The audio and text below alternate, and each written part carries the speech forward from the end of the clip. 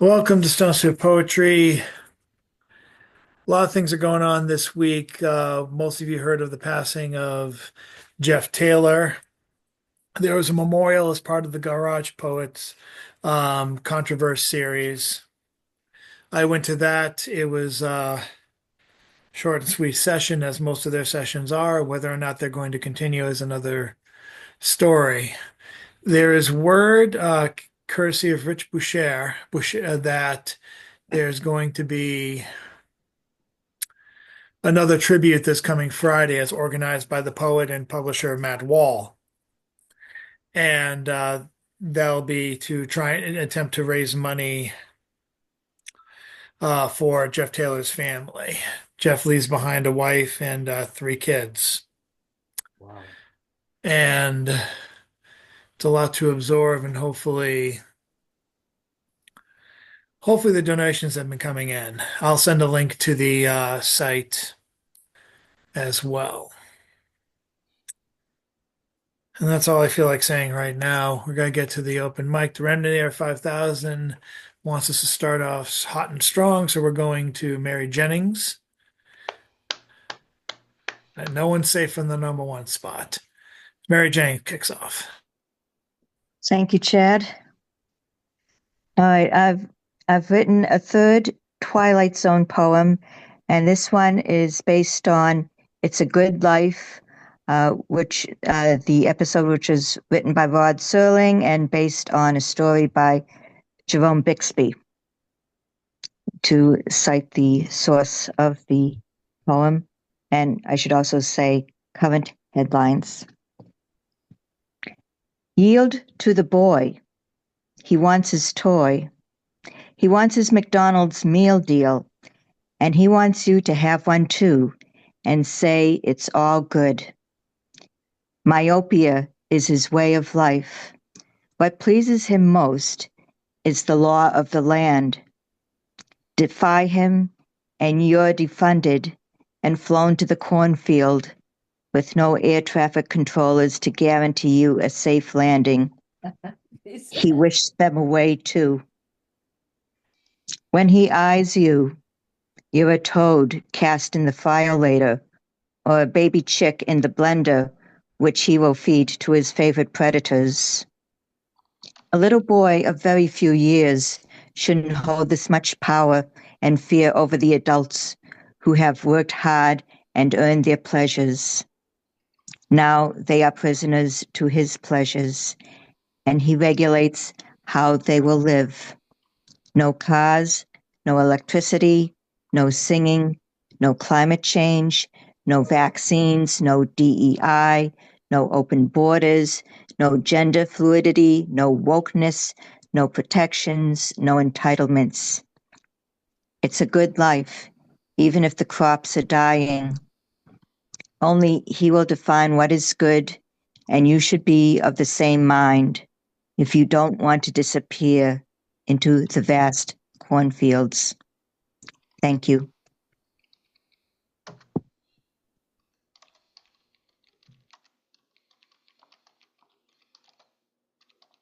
If you're curious, Mary, that was really good. I do recommend you check out Valerie Loveland's book. She featured here not too long ago, and her latest collection of poems all had to do with Twilight Zone episodes. Oh no, wait. Oh, I'm sorry. I might be confusing her collection because no, it's based on unsolved mysteries. But she did have a series of Twilight Zone poems. I know at least a few of them were based on the William Shatner episode of "There's a Man on the Wing." Yeah. I'll have to see if I can find that poem and send it to you. Excellent. Thank you. Up next, I'd like to bring up Ron Brummer. Hi, all. Yeah, I'm sorry to hear about Jeff Taylor, and also Roy I. M. James also died this week. It's been a bad week for poets. Very sad for us. Uh, this is a poem that's currently out on an online journal called Frazzles Lit, and the poem is Serenity Teaches. Serenity teaches beauty in a wall of Buddhist sleep. Many go straight to the knowing of why. Strange experiences within are alive and well on Earth, despite the second-hand struggles to escape. Wise women and men temporarily defeat their racist past, only to assure a murdered future. Dogs are unique, but not psychic, no matter how much they seem to be and how much we want them to be. Cambodian street life, Nepali imaginations, Skid Row clerics all give detailed instructions on how to get one's prayers answered. It's been assumed by those more intelligent than I that dying is a trip to divine beaches in Hawaii. But that does not cure the anger in the air, where we breathe it in and find that we can only hope to be more unusual, entertaining, or valuable than a bee's backside. Thank you and have a pleasant night.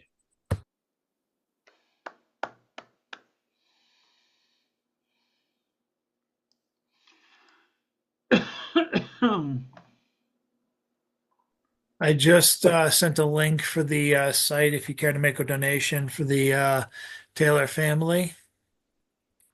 For anyone who is interested, it's a little different from a GoFundMe page, but everyone seems to be vouching for it, including Just Closest. I'm going to move on to Marianne Honecker.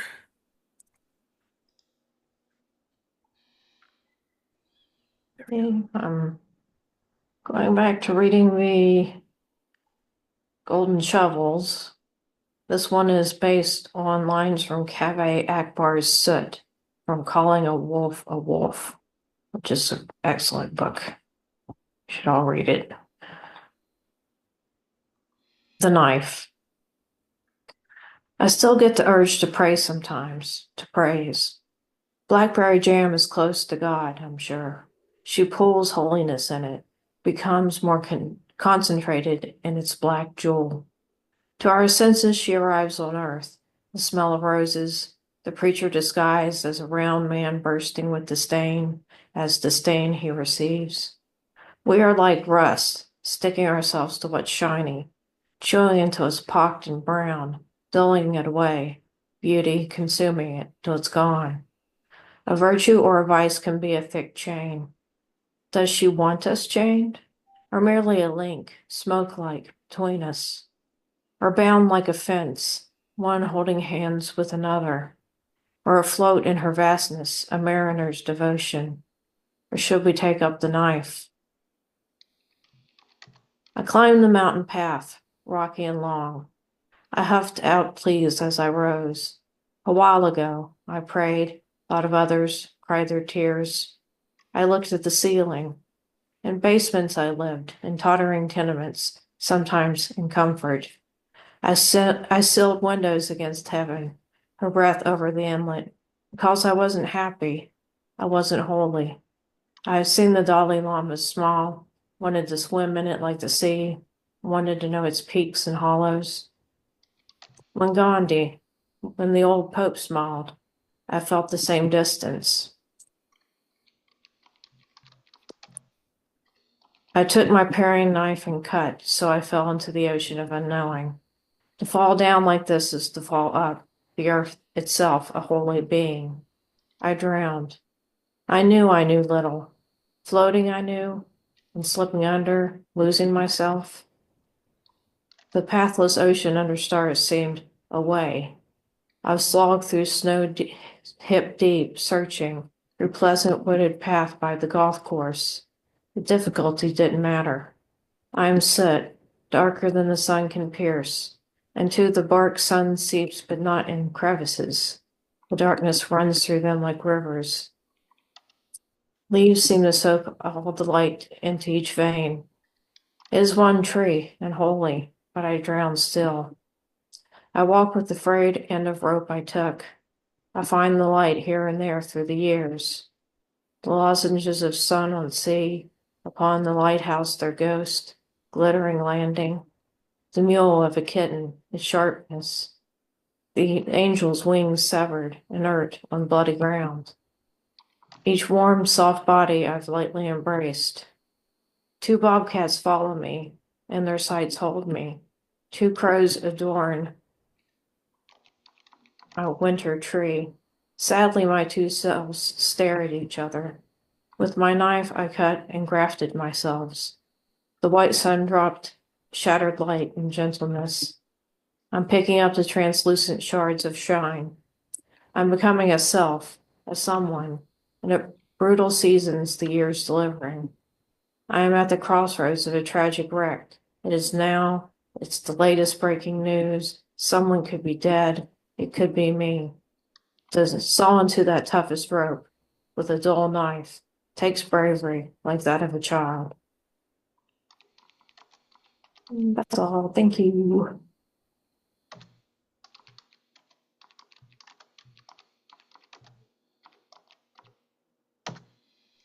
Thank you so much. Thank you, Mary. Let's go to Rita Rusty Rose herself. Thank you. Chad, do you have the share on? Oh, you're muted. I got it. I got you now. Okay, this is Robert. We changed course tonight. This is for Robert. This is not ekphrastic. This is just a fun piece. Recipe Francis Bacon.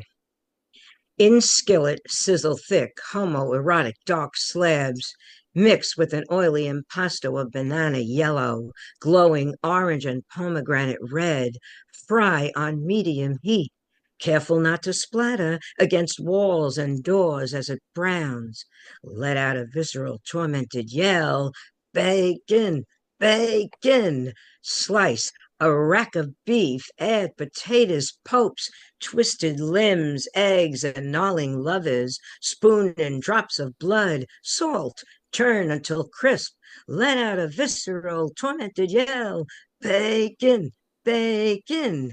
Garnish with cheddar and chives, blueberries on the side, dangle a Marlboro from screaming mouth, pour a glass of whiskey on an overcast day, sit in an empty room, perhaps a cage. Do not forget your umbrella.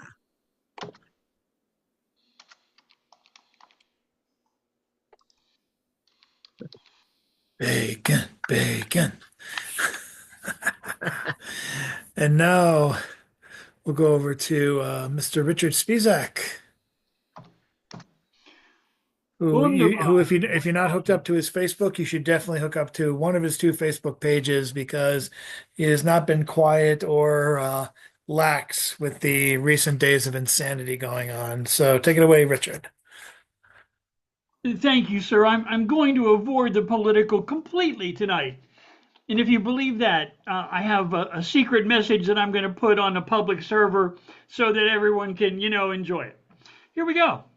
First things first, this is called In His Defense. Now, you can probably guess who this refers to. In his defense, so concerned about her server, never did she erroneously send her secrets to a journo. 10,000 investigations did they launch, suspending Congress till they staunched. Great hours of testimony did we hear. Great long hours of testimony did we hear. But all we get from this crowd is scented, slightly demented offerings of crocodile tears. Once again, dumps well rehearsed. The I know nothing defense will yet be his curse. Sprawls he awkwardly, no recompense. Poor lad was as usual deep in his cups, In his defense, he thought it was the FSB, so there's that, though. All his comrades in Moscow town were more than ready, were he steady, to share their stolen rubles by the ton. If only he'd hit their button send, and then it'd be all done and it's on the mend. They wouldn't send it to the press, so after a little semi-secret treason, who'd be stressed? Signal is meant to hide and fade the unwholesome, lonesome, frigidal digital trail, and yet that saucy felon may yet stumble his humble way to some federal country club jail. And then there's this. This is called, extrajudicial. Extrajudicial, that's their thing. Extrajudicial, that's their thing. Watch the way I spread my wings. Nasty, scaly, rough-hewn things. You don't have to kiss the ring, but watch me how I make 'em sing. Send 'em here and send 'em there. Nothing you see is ever on the square. We like bribery, yes we do. So just write a nice check and voila, we're through. They got their moral codes, we got ours. We got so many we keep 'em on shelves in great big jars. We don't like marches or protests either. We like undercover searches and seizure. We'll grab your shoes, your pants, your socks. We'll chill you or kill you, at the very least store you in a keyless box. We'll take your phones. We got your pewters. Terminate your communication. Your organization's neutered. We'll stop your rallies. No more protests. Don't you worry. We know what's best. None of the niceties they observe in court. If you don't like them, you'll get the jerk. No complications like evidence and such. We tried that before. It's just too much. Complications like testimony and observing laws. None of that tedious stuff. Once we grab you, you're in our jaws. All them lawyers and all their words. We like something swifter, like, you never heard. I'm the judge and I'm the king. I just like to do my thing. I got unlimited armies. They're undercover just the way I like my lovers.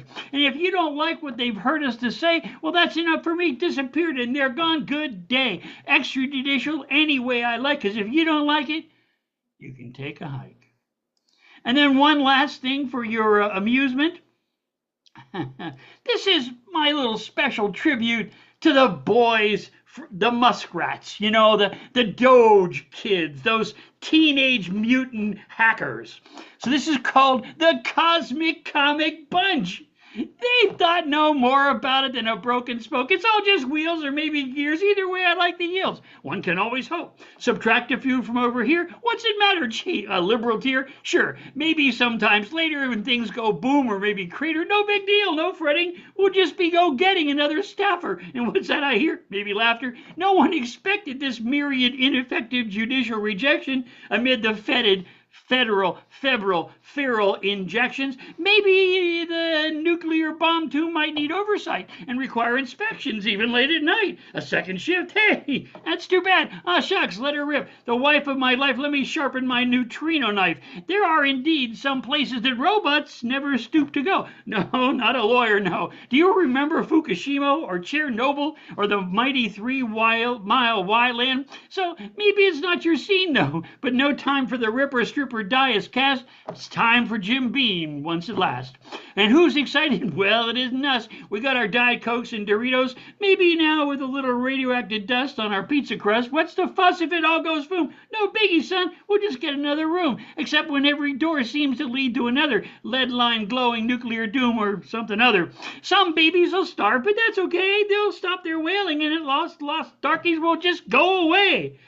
Nuclear staffers, those long techno boogie afters, those long lost late night laughers way up there concealed in the rafters. Oh, those nuclear staffers fighting against the long odd disaster are the only bulwark pretending they're the radioactive defending with their late night radioactive steam eventing, dissenting, as long as they're against global disaster come what may. It won't be long after. They'll ride the abiding colliding nuke. It's not like tending bar, you buzzard juke. It's really different where they are. They're just not scooting silicone chips over there. When the nuclear gears go too long on men, it'll just turn us all into a dusty, crusty, albeit sparkling Afghanistan, glittering there in the desert glass it used to be. And now the seas, it seems, the silicone has turned to radioactive sand. The Cosmic Comic Bunch.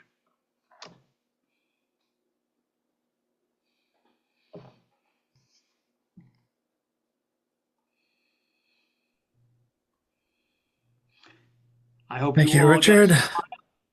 On fire tonight. Up May I next, make one like more the. comment? Oh, go ahead.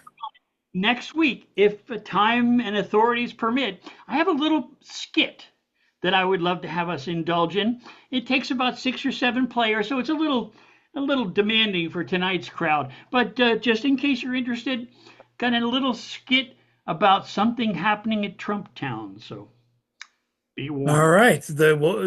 I'll do a casting call for Stone Soup players next week. Cool. Sounds Cool. like a plan. And it's kind of weird not having Bill here. He'd probably be like, "Yay, I'll do it!" But so I'll mark him on a special casting couch call for Stone Soup players. For now, let's bring up Miss Jan Rowe.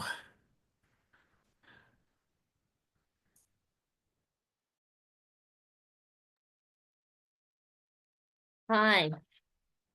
So this is from this week's. I wrote it last week and it was with the group this week. To Black Sea Writers. This is called Feeling Incompetent. Sometimes it's better not to know. I thought I was going to Boston's Mass General Hospital to help with a phone bill, not to visit a widower on the first anniversary of his wife Paula's passing after 24 years of marriage. I wouldn't have felt competent.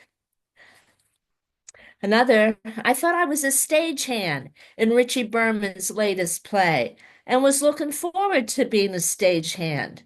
I had taught, quote unquote, Thornton Wilder's Our Town in my 12 years, where the narrator is the stage manager. I directed a student performance of Wilder's Pullman Car Hiawatha, where we went up and down ladders to direct stage lights to the individual train compartments before the Fear of Heights. So, with fond memories of these plays, my role in Richie Berman's last play turned out to be Jesus. Thank you.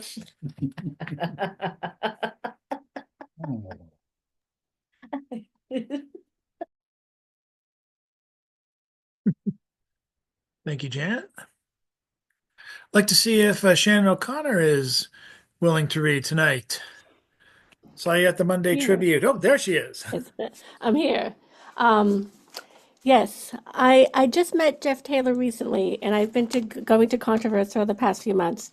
And I'm going to read a poem that I read there a couple of months ago. And it was published on the Rye Whiskey Review last month. It's called Crazy Train. I found myself on a crazy train. I was surrounded on all sides by insane people. One guy having a convo by himself, arguing about the contents of his bag, scratching his arms and legs. Another asleep with a blanket spread across 4 seats. 2 people talking about how much they love drugs, all during rush hour. How did I get on this crazy train? Was it payback from when I used to drive that train? The time I ran through Park Street Station screaming for the Taco Bell on the moon, jumping and shrieking because I believed God spoke to me?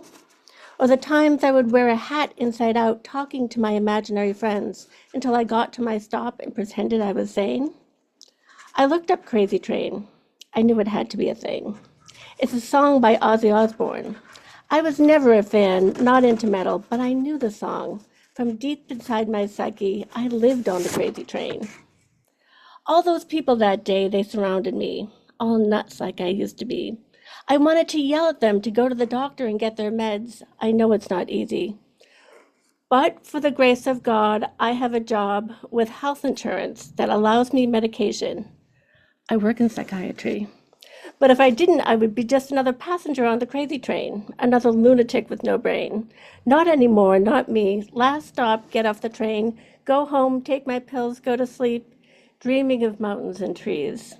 And a broken down orange line. Call an Uber, it's faster. I'll be alone, sane, instead of on the crazy train, surrounded by people who are the way I used to be. Thank you. And when I read that at Controverse, Ethan played the bass part from Crazy Train. It sounded so much better when he did, just to let you know. Do you want to play a little bit, Ethan? Oh, you can't play? Okay, that's fine. Thank you.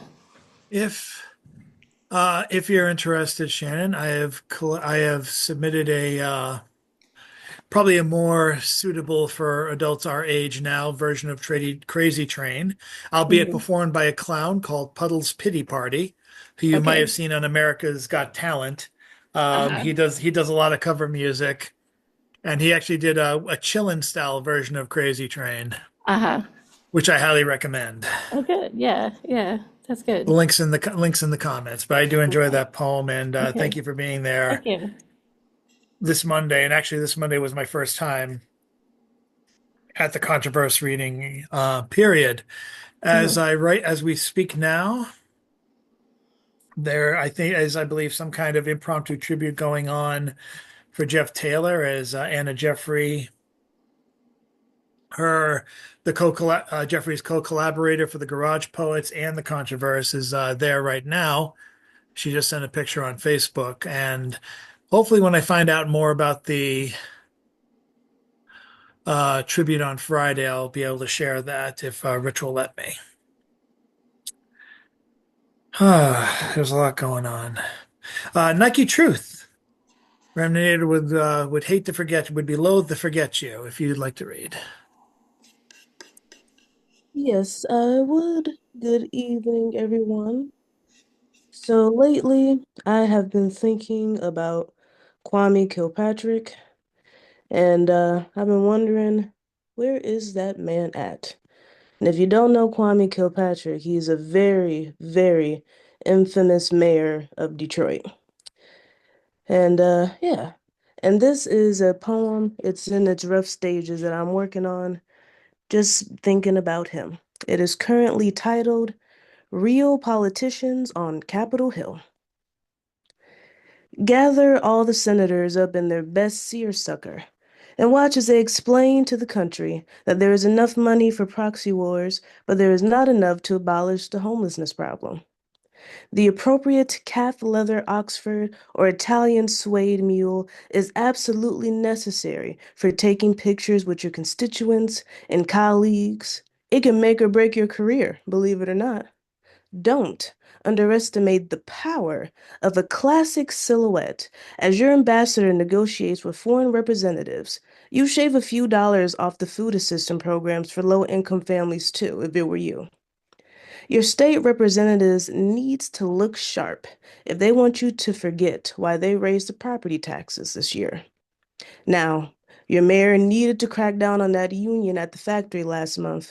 He's still 5 payments behind from paying off the custom lapel double-breasted charcoal suit.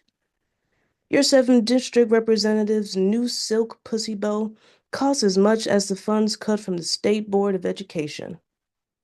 The quotas on detention centers are strict. Double string pearl necklaces and get scared biker bags just don't fall from the sky. The correct saturation of navy in a pantsuit does reinforce the authority when your president declares that they're taking away another human right. Your House representative had to cancel the water system infiltration restoration project. There was no other way to keep up with their donors at those intimate dinners. The right shade of Valentino lipstick does soften the impact when the Congresswoman announces, despite the citywide protests, there will be a cop city built on the fringes of the minority population. Every abortion your Chief Justice prevents certifies another carat on that darling diamond-encrusted eagle brooch. It's been proven that there's more money to be made from letting the monopolies buy up all the undeveloped acres. They won't ask questions about the slave dens as long as they can afford merino tweed capes. Followers and critics alike will talk for months about the eggshell Hermes blazer. Never mind if it costs adding a few more idiots to the concentration camp in your district. Indeed, the Scarlet Hearst midi dress will improve your rating with the right religious demographic and will better secure your position during re-election. There actually is just a few more cents to be made, ignoring any climate crisis. It helps secure the imported designer watch the political aide is wearing as they do damage control across national television. And that's all I got for now. Thank you. Nike, have you been looking at the same TikTok videos talking about Republican fashion? Those have come up on my feed. No, I've just been super interested. They're quite fashionable, aren't they? Oh, yes. Frighteningly so. Thank you. Thanks for your contribution. And now, I'd like to bring up our only visual poet from Delaware, May people have one. This is ours, Mr. Robert Fleming. Thank you, Chad. So I'm going to share the screen, and I'm going to share options for the oddball banner for the December event of Christmas Wars for this year. And in terms of selecting which one would be the best, think about which one would inspire you to participate in the event. So this is the first one, called Christmas Wars.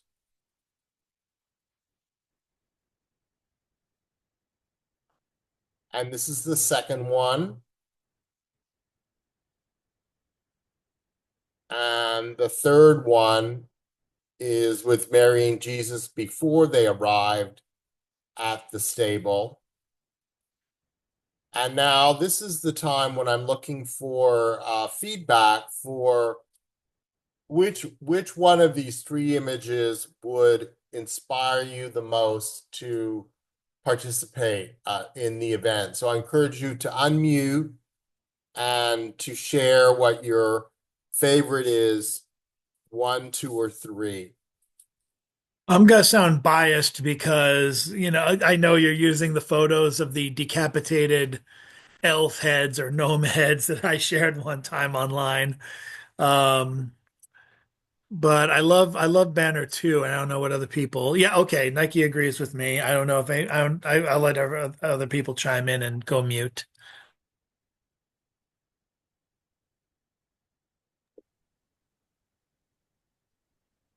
Any other respondents? Yeah, I like 3, Robert, because it's like Mary's going like, what? Looking over that way. Maybe second guessing, like, really, should we stop here or what? Okay, thank you. So Yeah, there's one three more. also. Who was that? Rick, I like 3 also.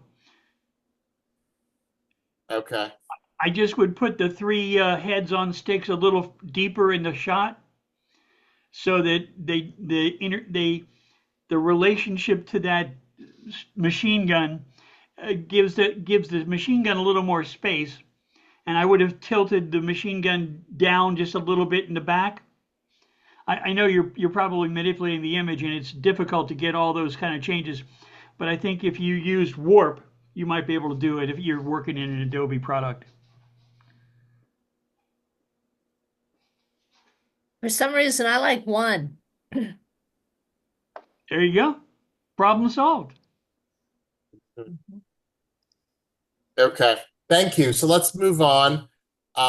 Chad and I are participating in the Poetry Global Network's Acrostic Black and White submission. And Chad sent me a copy of his poem, and I incorporated with the image. So I'm going to encourage Chad to read his poem. Saint Anywhere Else. And it's based on the title is based on, and the poem itself is based on the Saint Elsewhere theory, the globe theory. And if you know that, you know. If you don't, look it up, because it is interesting. Saint Anywhere Else. By inept meaty hand, our planet is revealed to not be ornament, but balloon, unadrift, about to be punched, filled with boring air by eternal preschool romper room, rug roach screaming, "Get off, I pop my world." Thank you, Chad. And do you have any feedback for me, Chad, on anything, the layout or the size of the text or the orientation of the text? I don't know if I would have the pop be larger, but other than that, I don't think I have any problems. When you say that, do you mean the whole line with "I pop my world"? You would Yeah, want that's it to what I say, meant. I'm not sure about Okay. that, but I'm looking at this for the first time. Send it to me and I'll look at it more. I hate to make judgment Okay. calls like on the spot. Okay, I'll email it to you, Chad. Cool. But I like what I'm seeing. Uh-oh, balloon is spelled incorrectly according to Shannon. Whoops. There are two O's in balloon, I believe. That might be my fault. So that's 1-4. Balloon is missing an L. Okay, great. Thank you. Oh, and now we're gonna bring it to he's got his camera on, so he knows he's up. Let's go to Mr. Ethan Mackler.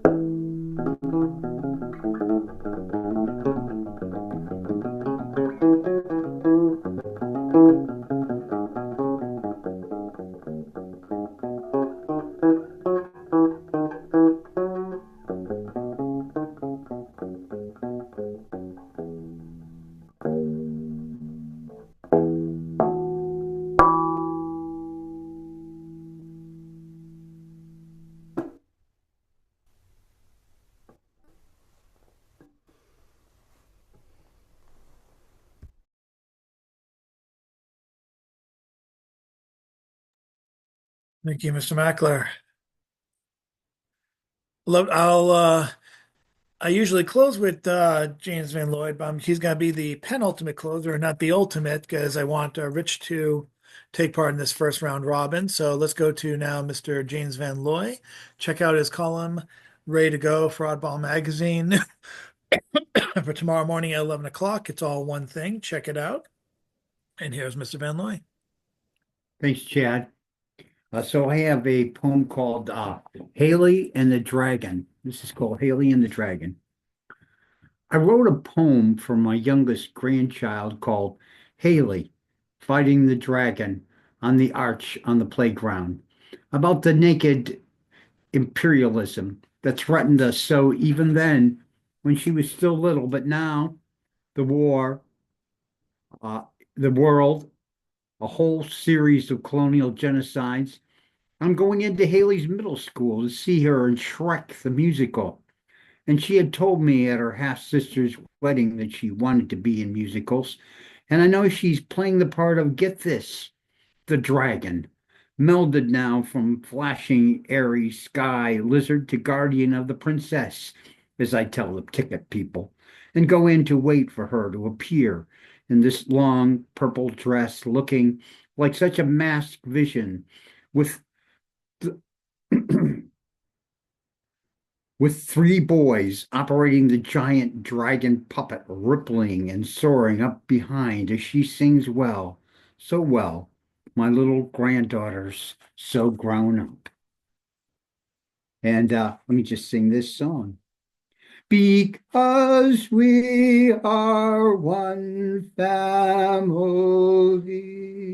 wherever we may be, one union shall unite us, forever proud and free.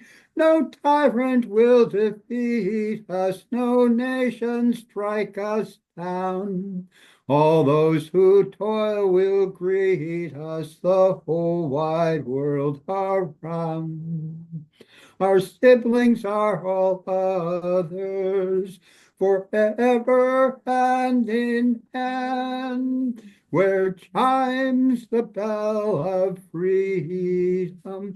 That is our native land. My brother's fears are my fears, yellow, black, or brown. My sister's tears are my tears, the whole wide world around. Let every voice be thunder, let every heart beat strong, until all tyrants perish, our work shall ne'er be done. Let not our memories fail us, the lost years shall be found. Let slavery's chains be broken, the whole wide world around. The whole wide world around. Thank you. That song is in my head all the time these days.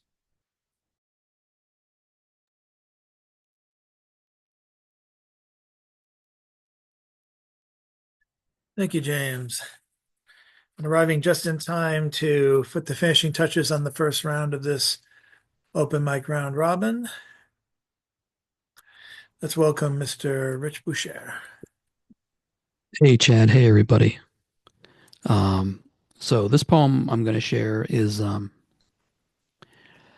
poem that I know that Jeff enjoyed hearing.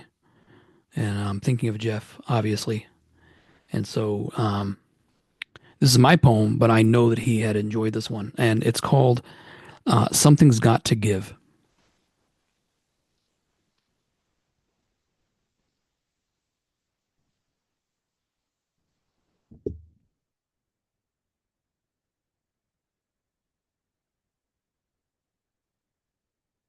I woke up not being able to remember who Marilyn Monroe was. I didn't realize what happened until late in the morning, when a friend from work randomly mentioned her to me, and he was stunned at my look of puzzlement. Bewildered, he shot me a quizzical look. What do you mean, who's Marilyn Monroe? You know who that is. Flustered, I shot him a bemused look. I have no idea who you're talking about. He just looked at me irritatedly and told me we could no longer be friends. After I lost my friend, I drove home, racking my brain trying to know about Marilyn Monroe, but all to no avail. I asked a lot of my family, later at dinner, if they knew who Marilyn Monroe was. Stricken, they all got up from their seats, away from their plates full of aromatic and flavorful dinner, and they then wept and embraced me grouply, surrounding me in a love circle as though we were all one deeply upset organism. Our soft moans, whimpering and wriggling, lasted for about 5 minutes. And then one of them showed me their phone's Google images of her. Ring a bell? My bell wasn't rung. I was having a very hard time knowing who this woman was, that they all seemed to know so intimately. Another family member, presumably my father, told me she was famous for once upon a time being an icon, a megastar actress and singer, and the first Playboy playmate. He showed me her body, which, while enjoyable, didn't jog my memory. Still another family member, perhaps an aunt of some kind, asked me if I knew who John F. Kennedy was. I told her that the name sounded familiar. "You bet it does," challenged the aunt at me. "He was the greatest president America ever had, and Marilyn was the one who took his virginity. Are you telling me you've never heard anything about that?"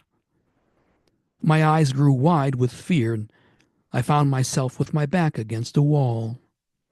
My head was shaking side to side the way a little boy's does when he sees a ghost. I was telling her I'd never heard anything about that.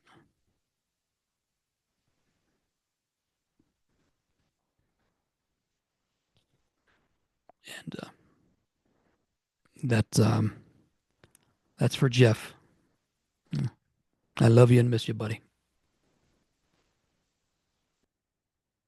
Thank you so much, Rich. As we do at the end of the first round of the round robin, we go back to start, collect our $200 and pass go. Our first participant this evening was Mary Jennings, so she can go again. Okay, thank you, Chad. I'm going to read a gazelle now, and it's called Under the Awning. Intersection of Memorial Drive and New Ludlow Road. Deathly quiet when day is dawning. Payday is more than a week away. What do you have left that's worth pawning? Some guy on Facebook trolls lady musicians. He calls it respect. He was only fawning. Sick minds, they sure do think alike. Goodness knows what they'll be spawning. There is no outrage surprising anymore. At least you can say there is a dearth of yawning. Hey there, Mary, do you need a ride? Yes, I do, thank you. I'll be waiting under the awning. Thank you.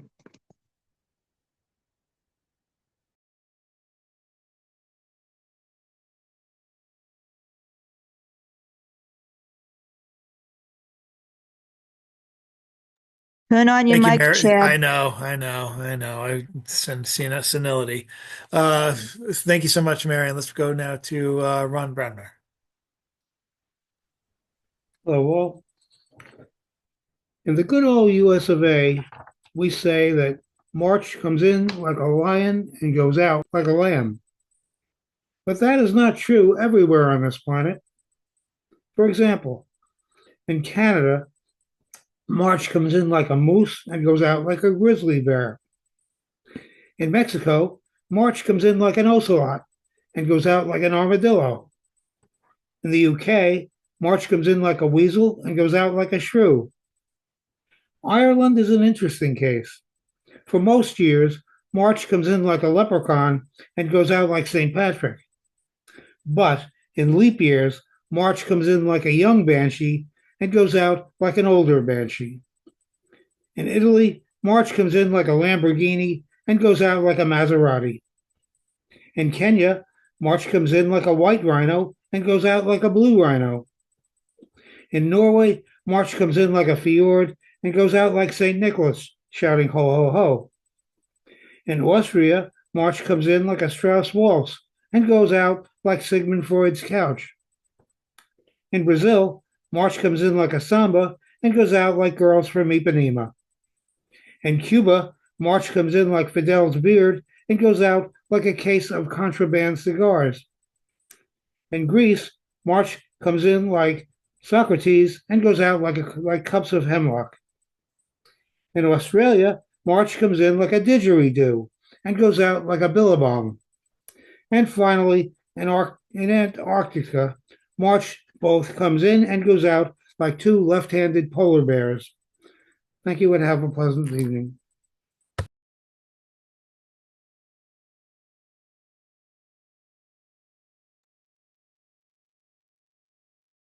One time after a really rough series of storms, I rode my own haiku variation on that. I think it was in like a lion, out like a lamb that's being chased by a lion. Uh, this year in 2025, I think the lamb and the lion are gonna draw straws to see who eats the other one. I haven't figured that out yet, but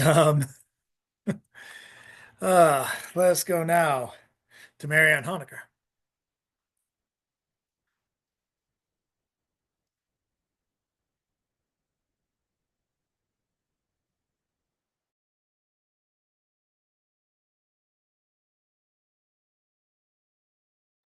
You're muted.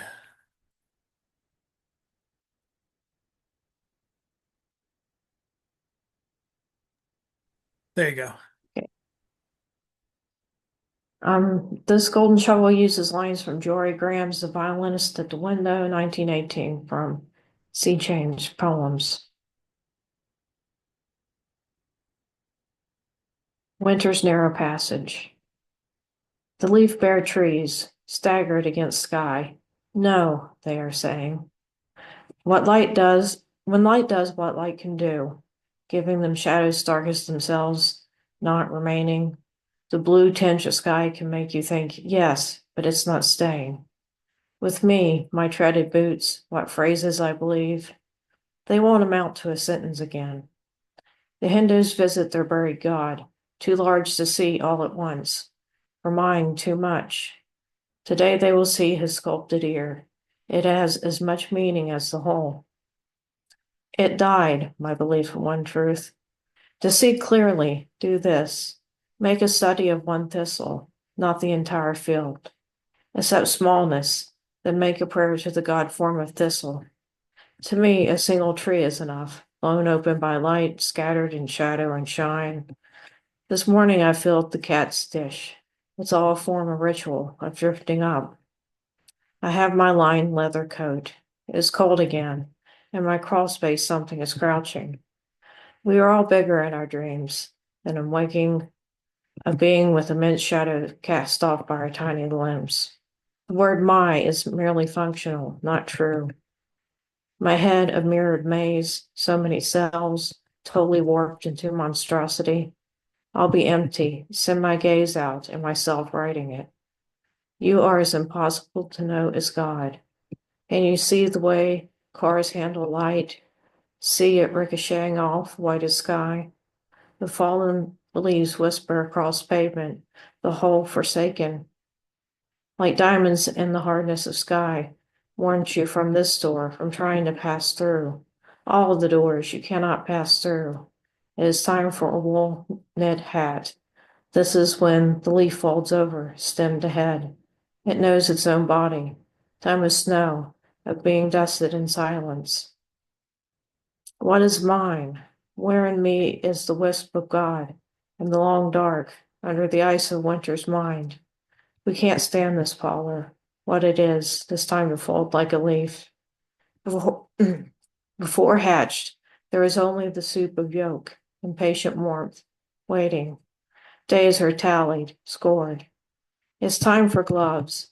It's time by yourself, self like snow, near potential and clouds. The caterpillar melts, it unselfs, and is learning to become shaped for spring's weather. That's all. Thank you.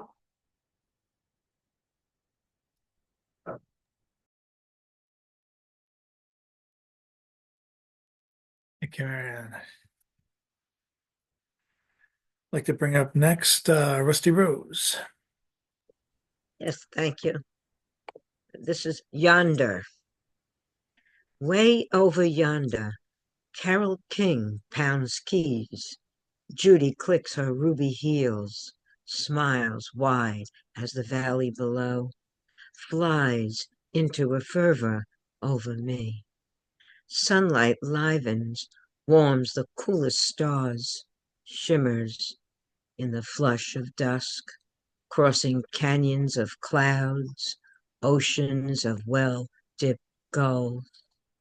Way over yonder, moonbeams blanch sapphire nights, cordial celestial symphonies woo unhurried. Whenever a torrential is played on a smoky liquid piano. And as crimson shoes tap tap bright across distant shores, somewhere I wander.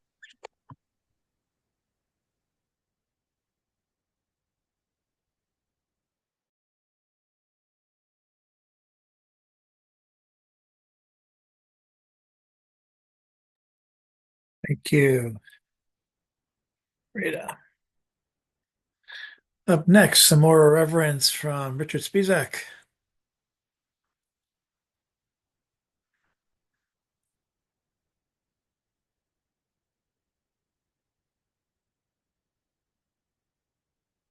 Okay, the next piece I have for you, my friends, it's called Education.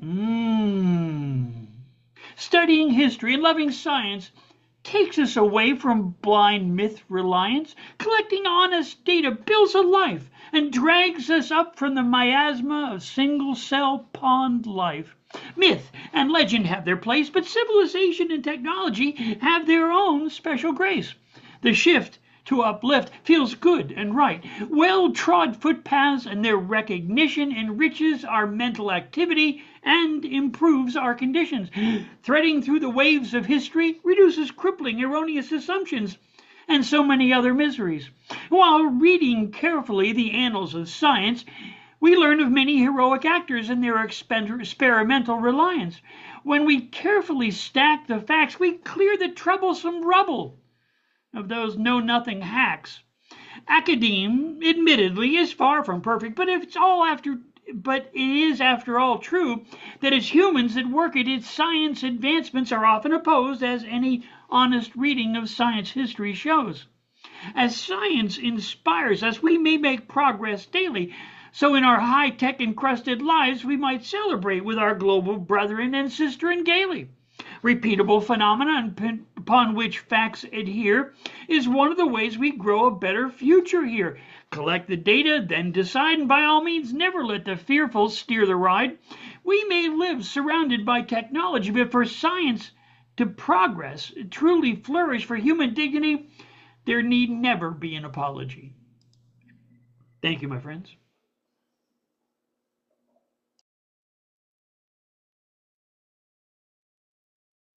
Thank you, Richard. Jan Rowe, if you'd like to come up again. I did want to flash this on because it reminds me of Jeff Taylor, because I had read from the weekly that becomes this, and Jeff said he had been there and seen this. So, but I was going to read something from another writing group that I'm in. Did the slaughter happen? I can't read that.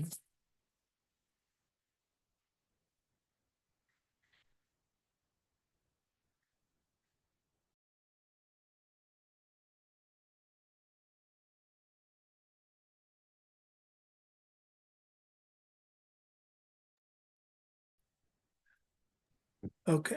Let me try again. I'll just read something from the next one. It's called it's going to be out in a couple months. It's called Nuclear Bomb. Seeing the Earth from Saturn's rings as satellite Cassini descends to its death after a 12-year trip to Saturn. Earth so small when you see it from Saturn's rings. Wouldn't be missed. Thank you. That's a lot brighter, isn't it?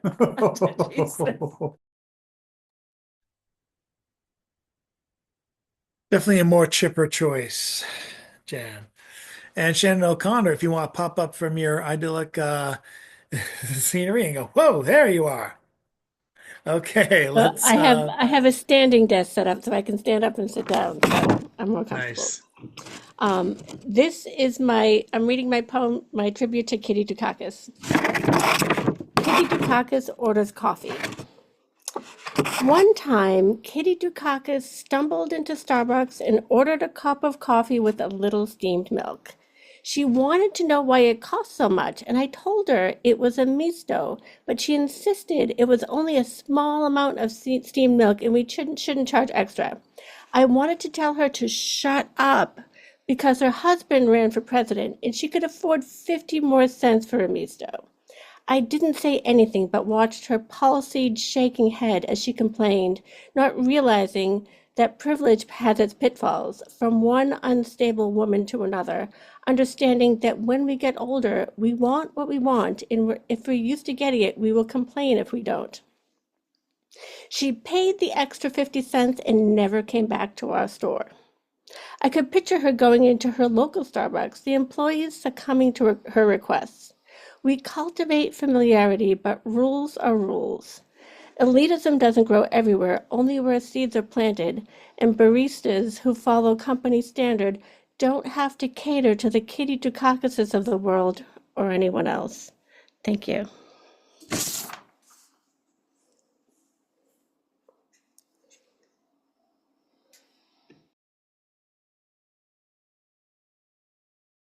And that poem Thank you, was Shannon. published this week on Oddball by Chad. Thank you. Yes, and check out. I forgot to mention. Check out Oddball, not just for Shannon's work, but also for the tributes to Jeff Taylor's done by Ryan Rat Travis and of course Rich Boucher.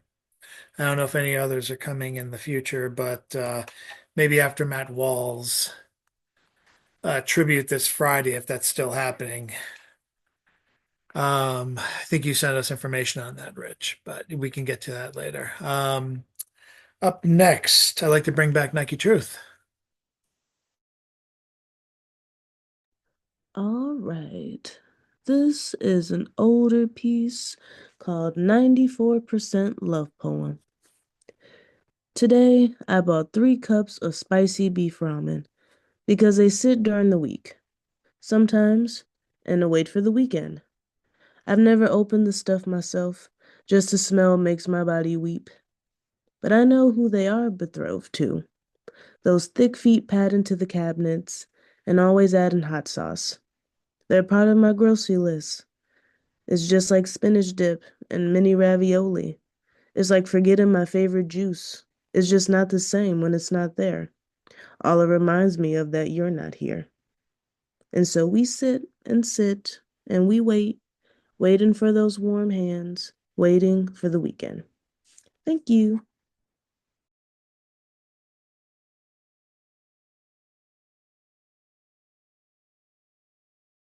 %. Very nice. And this means we can bring back Mr. Robert Fleming.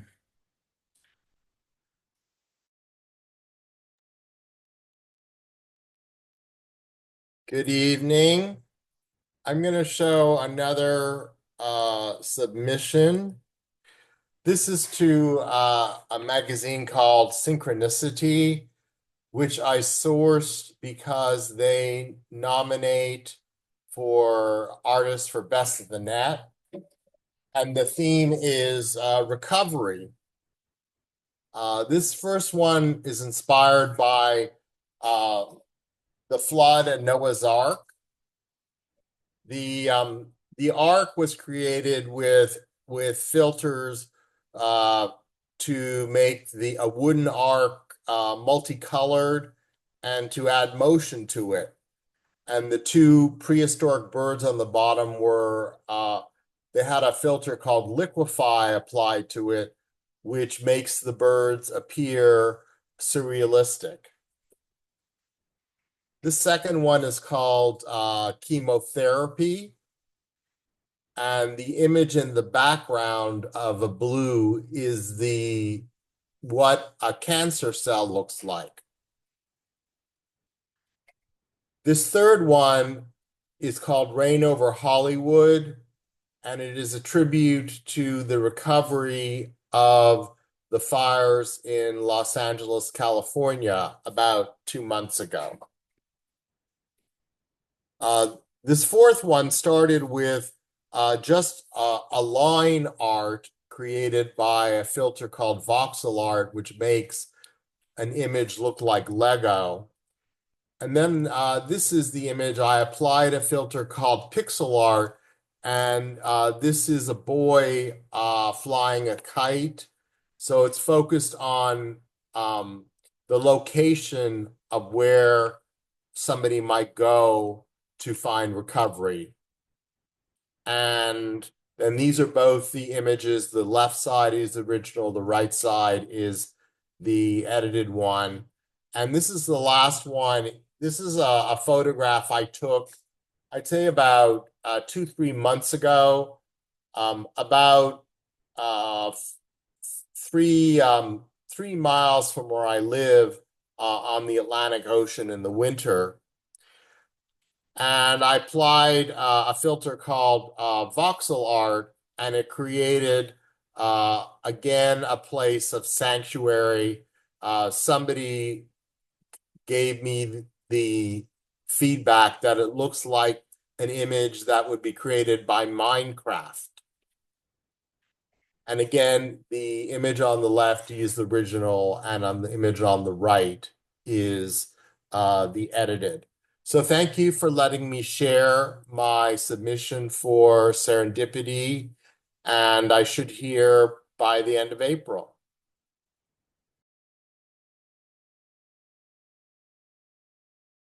Thank you and good luck, sir. And now with that, we'll go back to Ethan Mackler, who was also at this past Monday's tribute controversy reading for Jeff Taylor, who got to read with almost all his past performers. It's got all his past ensemble members.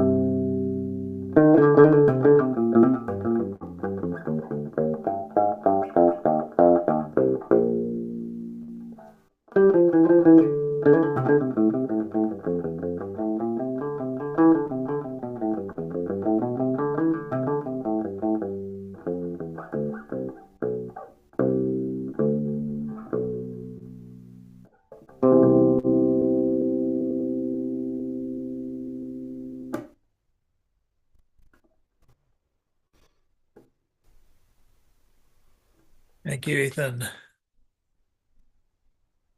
And we go now to Mr. James Van Looy for his encore before going to Rich Boucher. Thank you. Uh-oh, there he is. Yep. Yeah, so I got a poem here. It's about Bill Barton.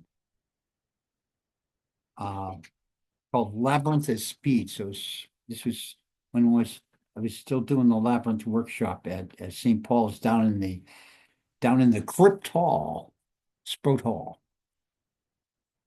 And it's called Labyrinth of Speed. Outside, 2 days after the blizzard, it's snowing again. And someone says, this second nor'easter has stalled and will snow all night so that we will set a new record for the most snow in 1 month. The sextons have been promised that they can go home 2 hours early like the rest of the staff. So we will be leaving at 7, not 8 p.m.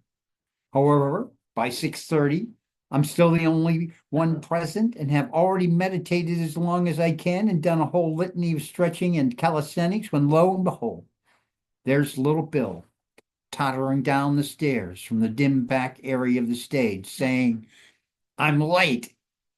By the time he does, his ritual clothes change and toddles to the bathroom and back again. There's just time to say, this is Labyrinth as speed, where we spin through the hairpin turns and glide down those long, voluptuous curves that erupt in vistas of blur and leave us two forms aware of each other and somehow making a show in a performance whose audience is no one and everyone. And we are both so old and so young that the whole world spins in the holy universe where the pattern that we walk together is the life that we live together, and the world we inhabit together is the labyrinth we walk as one. And here's a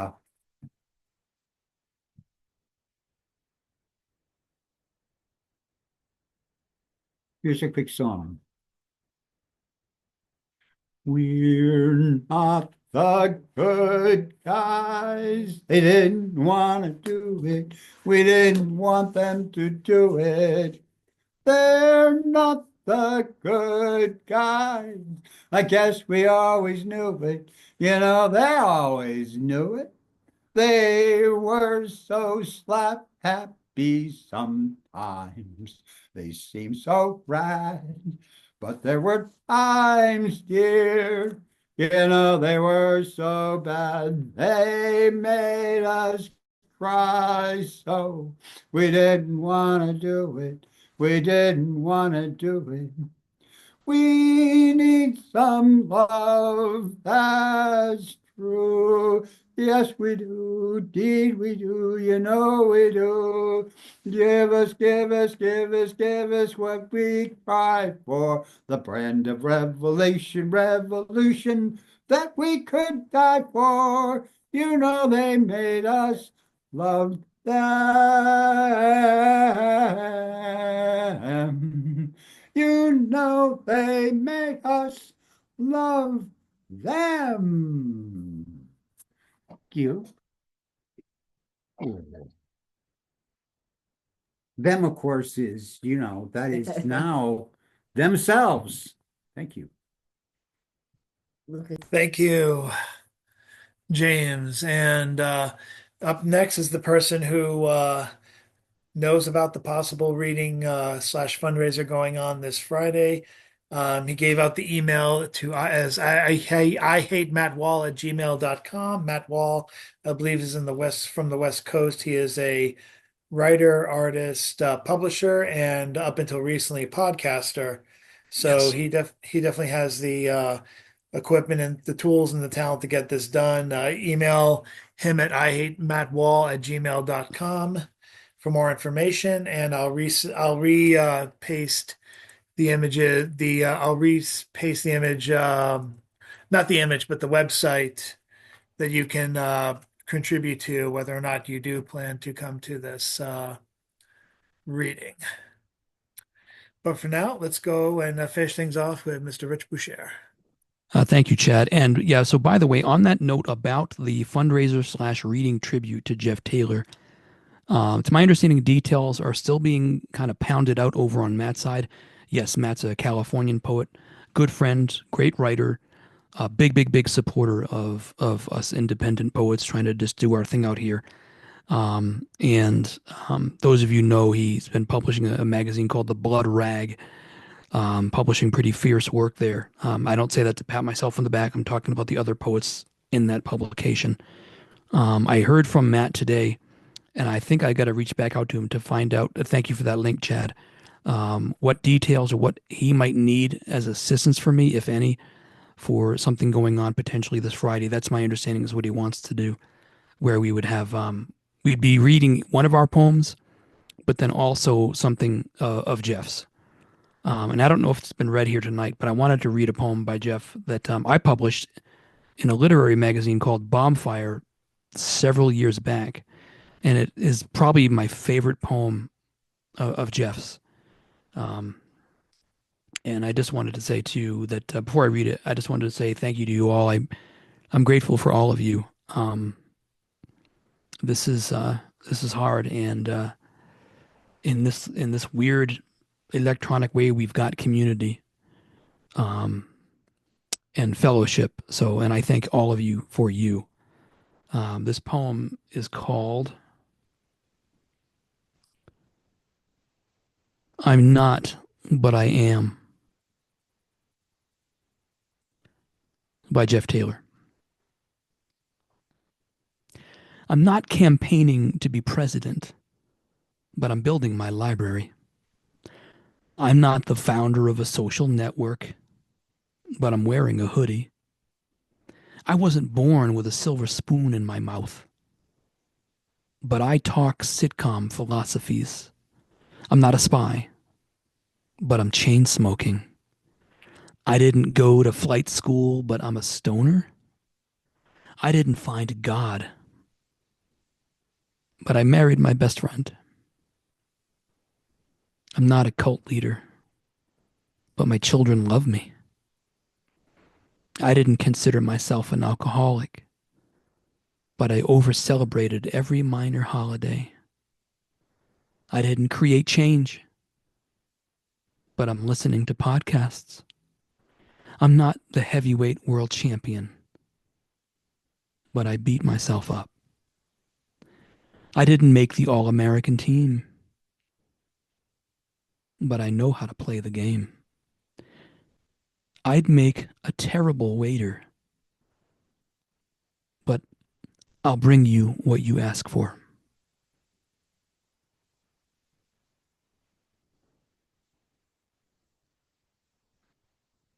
And that poem again is called "I'm Not, But I Am" by Jeff Taylor. I'll probably put that on the Stone Soup board. I linked it on my own blog. Um, and I found it after you had mentioned in your tribute from Monday. So thank you again for that, Rich. And it's it's been a few days That's a regarding tough one to get this. through. As soon as I get to that line about "I married my best friend," I got to grip the table so I don't fall apart. Um, Hmm. just doesn't make any fucking sense. So I'm gonna say I gotta hop off of here, but I just wanted to thank you all again so much, just for all that you're doing and for your fellowship in this. Mary, thank you for the jewelry alert. It gave my heart some light and levity to see that cutie Oh, having an extended, luxurious bath on the top of the couch behind you. She's one hell of a cutie. Um, and she, right, Mary? She's a she. yes. Okay. Yeah, Thank thank you, you. Rich. Have a good Thank night, you. everybody. You too, and everyone else, have yourselves a good night. Take care of yourselves.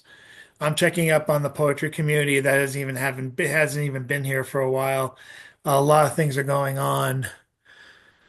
As I was prepping for tonight, there was a Turkish student at Tufts in Medford who was taken away. She was illegal. She was legally over here from Turkey, and they took her away recently. There's a lot going on. There's too much going on. But I am probably the worst nexus point for communication because I have a hard time getting back to everybody, but I'm improving. So if there's anything going on you need someone to hear about or talk about too, just let me know. We have our systems, we have our ways.